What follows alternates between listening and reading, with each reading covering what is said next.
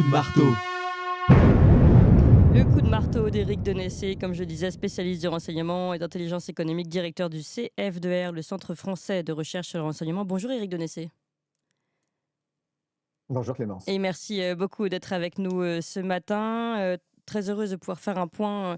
Et il y a beaucoup d'éléments qu'on n'entend pas en ce moment avec les législatives en fait à faire sur cette scène internationale et avant tout sur le terrain d'Israël-Gaza. Oui, parce qu'effectivement, tous les événements passent au second plan aujourd'hui en fonction de l'actualité politique française. Et moi, je souhaitais revenir sur Gaza parce que les opérations se poursuivent et reprennent même. L'armée israélienne est retournée dans le nord de Gaza qu'elle était censée avoir nettoyé et débarrassé du Hamas. Donc, ça veut dire que son opération n'est pas un succès. Les victimes continuent à croître. On les estime aujourd'hui à 37 000. Et surtout, on a des chiffres qui nous parviennent des humanitaires qui disent qu'il y a près de 10 000 corps qui ne sont pas identifiés. Donc, on ne sait pas s'ils sont des Israéliens Hmm. ou ou des Palestiniens ou encore des combattants du Hamas. Et donc, ça veut dire que le chiffre doit être beaucoup plus élevé. Des journalistes américains comme Seymour Hersh confirment malheureusement ces chiffres. Et puis, on a de plus en plus de journalistes qui eux-mêmes avouent être directement ciblés par Tsahal pour les empêcher de témoigner. Oui. Et puis toujours sur cet aspect, on voit que Netanyahou souhaite, lui, une aggravation du conflit, et notamment en provoquant une guerre avec le Hezbollah pour que finalement Israël, sous sa direction, se retrouve en situation de guerre existentielle et puisse retrouver l'ensemble de ses soutiens. Oui. Et toujours Voilà, alors côté on a appris... Netanyahou. Oui. Oui, Il y a une campagne, oui, on a ce que vous appris... affirmez, une campagne d'influence qui est mise en place. Voilà, alors je crois que c'est intéressant parce qu'on parle sans cesse depuis maintenant plusieurs années de la propagande russe. Euh, Et on va voir que la propagande américaine et la propagande israélienne sont aussi très développées. Et Netanyahou avait notamment, dès le début du conflit, mis en place à la fois une campagne d'influence vis-à-vis des membres du Congrès américain, donc des parlementaires du Sénat et de la Chambre des représentants. Et puis, on a découvert la semaine dernière, il a été annoncé qu'il avait lancé aussi une campagne de diffamation contre les Palestiniens aux États-Unis, en ciblant très précisément des publics qui sont les publics juifs, afro-américains et progressistes. Donc, la propagande n'est pas malheureusement un domaine Unique, oui. réservé aux Mmh. Russes, unique, voilà. Et puis toujours pour montrer aussi le double standard, comme on dit, des autorités occidentales et françaises en la matière, on se souvient que les Français avaient finalement interdit aux entreprises israéliennes de venir exposer à Eurosatory ce concerne d'armement terrestre, et ces dernières ont porté plainte. Et la justice française, finalement, a fini par accepter que les entreprises israéliennes viennent présenter leur matériel de guerre à Eurosatory. Je rappelle que ce droit n'a jamais été octroyé aux Russes. Donc voilà, on est encore dans le deux poids, deux mesures. Alors en quoi, selon vous, c'est embêtant, pour utiliser un terme, peut-être un peu un euphémisme, que les entreprises israéliennes d'armement puissent exposer à Eurosatory? Non, il y en a aucun. Mais je crois que si on est logique avec nous-mêmes, on demande seulement que, compte tenu de ce qui se passe à Gaza et de la réaction totalement surdimensionnée des Israéliens, qui ont certes été victimes d'actes tout à fait barbares, nous ne leur portions pas crédit en acceptant leurs entreprises qui contribuent à ce conflit et qui contribuent par ailleurs à armer l'Azerbaïdjan dans sa rivalité et dans son conflit avec l'Arménie.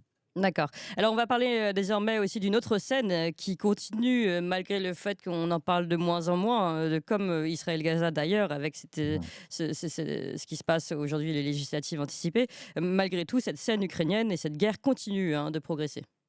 Oui, alors il se passe beaucoup plus de choses sur le terrain diplomatique que sur le terrain militaire, mais d'abord il y a un élément qui pour moi est tout à fait essentiel qui s'est manifesté la semaine dernière, c'est que le 27 juin, l'ancien ambassadeur britannique à Moscou, Anthony Brenton, s'est rallié à l'avis de Nigel Farage, le patron le chef du parti populiste Reform Ouais. UK, en considérant comme lui qu'il était tout à fait juste de dire que ce sont bien les Occidentaux qui ont provoqué le conflit ukrainien, qui ont provoqué la Russie. Il a publié ce texte dans le Daily Telegraph. Alors, c'est pas anodin, tant que c'était Nigel Farage, on pouvait dire que c'était un extrémiste, que c'était un complotiste. Mmh. Mais là, c'est l'ancien ambassadeur britannique à Londres. Et c'est très surprenant parce qu'on pourrait s'attendre à ce que ce soit un ambassadeur français, italien ou allemand qui tienne ces discours, mais les éléments viennent de Londres. Puis dans le Oui. même temps, on a vu l'ex-chancelier autrichien Kurz demander à son tour également un cessez-feu négocié.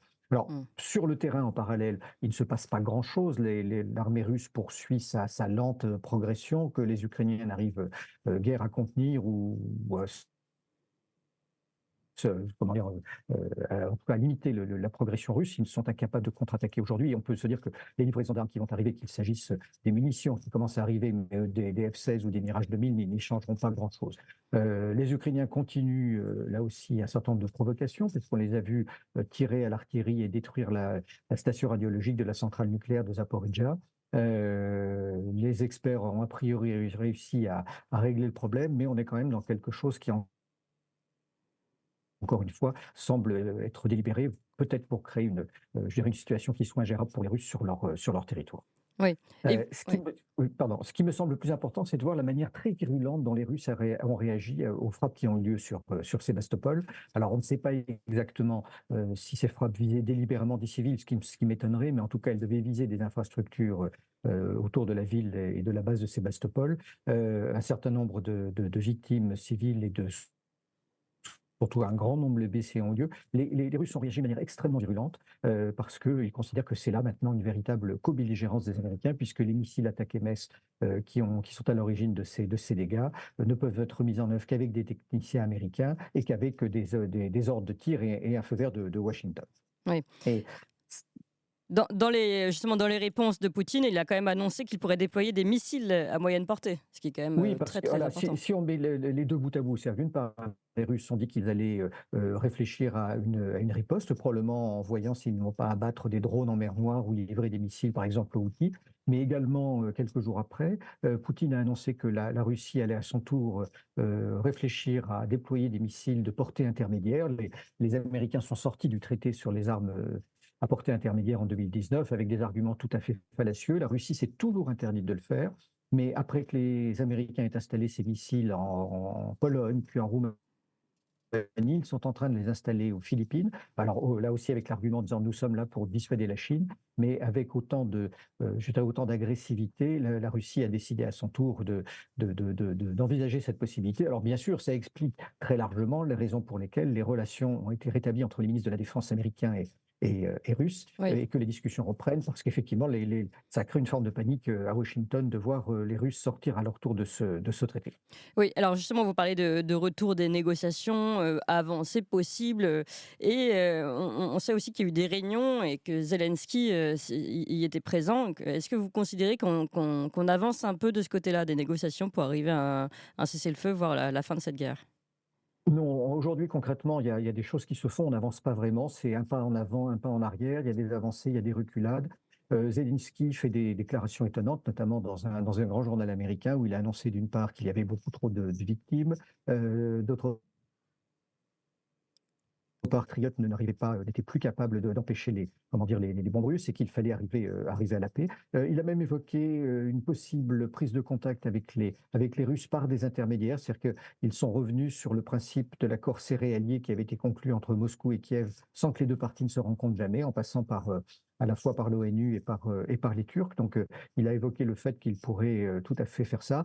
En revanche, lorsque deux anciens conseillers de Donald Trump qui étaient au Conseil national de sécurité ont annoncé qu'ils avaient un plan pour parvenir à une situation de paix en Ukraine, plan qui, bien sûr, à leurs yeux, doit inclure la suspension de l'adhésion de l'Ukraine à l'OTAN. Bien sûr, Zelensky a immédiatement botté en touche en disant qu'il n'était pas question que ce plan-là soit appliqué. Et donc, il est allé, voilà, il veut négocier selon ses propres termes. Alors, on voit que c'est un pas en avant, un pas en arrière, ce qui en tout cas n'est pas du tout positif en ce moment. Ce sont les nouvelles nominations et notamment celle de Kaja Kallas, l'ancienne dirigeante de l'Estonie, qui est une anti-russe farouche et qui vient d'être placée à la tête de la politique étrangère de Ouais. l'Union européenne.